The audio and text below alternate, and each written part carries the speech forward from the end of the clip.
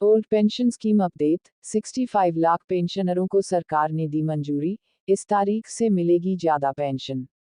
Old pension scheme update, जहां देश भर के विभिन्न राज्यों में सिविल सेवक पुरानी पेंशन योजना ओल्ड पेंशन स्कीम को पुनर्जीवित करने की मांग कर रहे हैं, वहीं आंध्र प्रदेश सरकार ने एक दिलकश फैसला लिया है। इस प्रकार आंध्र प्रदेश के मंत्रिपरिषद की बैठक में पेंशन की राशि में 10% की वृद्धि करने पर सहमति बनी। कैबिनेट ने राज्य में सामाजिक पेंशन को मौजूदा 2,500 रुपये से बढ़ाकर 2,750 रुपये प्रति माह करने की मंजूरी दी है। इससे लगभग 65,000 राज्य पेंशन भोगियों ऑप्स पेंशन स्कीम को लाभ होगा। दरअसल, राज्य में फिलहाल 62 लाख पेंशन भोगी हैं और 2.43 लाख इसी महीने इस सरकारी पुरानी पेंशन योजना ओल्ड पेंशन स्कीम से जुड़ेंगे।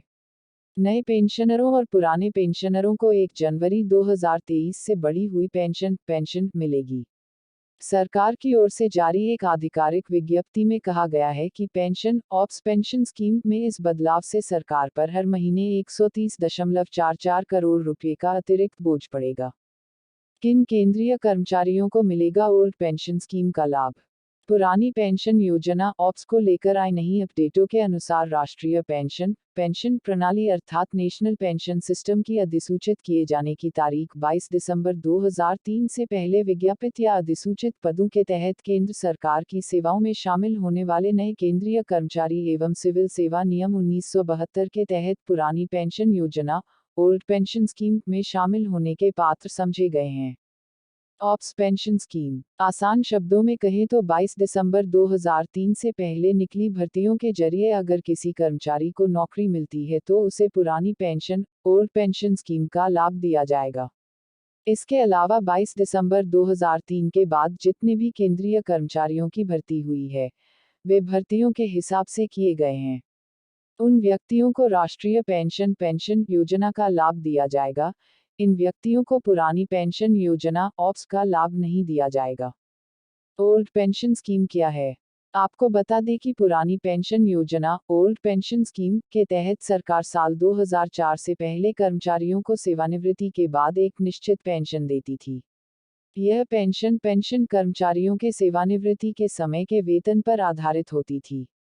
इस पुरानी पेंशन योजना ऑप्स के तहत सेवानिवृत्त केंद्रीय कर्मचारियों की मृत्यु के बाद उनके परिवारों को भी पेंशन का लाभ दिया जाता था, लेकिन 1 अप्रैल 2004 को केंद्र की अटल बिहारी वाजपेयी सरकार ने पुरानी पेंशन योजना यानी पुरानी पेंशन योजना को बंद करने का फैसला किया, जिसके बाद वर्ष 2004 में पुरानी पेंशन योजना ओल्ड पेंशन स्कीम के स्थान पर राष्ट्रीय पेंशन योजना की शुरुआत की गई। इन प्रस्तावों को भी मिली मंजूरी। ओल्ड पेंशन स्कीम, पुरानी पेंशन योजना ओल्ड पेंशन स्कीम के अलावा कैबिनेट ने पनबिजली और गैर पारंपरिक पनबिजली परियोजनाओं को बढ़ावा देने के लिए आंध्र प्रदेश पनबिजली संवर्धन नीति 2022 को भी मंजूरी दी। बयान के अनुसार, कैबिनेट ने जेएसडब्ल्यू स्टील लिमिटेड द्वारा वायएसआर क्षेत्र में एक एकीकृत इस्पात संयंत्र स्थापित करने और अदानी ग्रीन एनर्जी लिमिटेड द्वारा राज्य में 1,600 मेगावाट की कुल क्षमता वाली पनबिजली परियोजनाओं की स्थापना के प्रस्तावों को भी मंजूरी दी। ऑप्स पेंशन स्कीम 2023, हम याद दिलाना चाहेंगे कि कई राज्यों के सिविल सेवक पेंशन प्रावधान की पुरानी पेंशन योजना ऑप्स पेंशन स्कीम को बहाल करने की मांग करते हैं।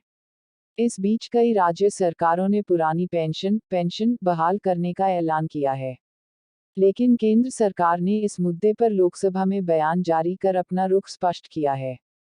सरकार ने बताया कि पुरानी पेंशन योजना ओल्ड पेंशन स्कीम को लागू करने की कोई योजना नहीं है। उन्होंने यह भी कहा कि एनपीएस फंड के वापस आने की उम्मीद नहीं है।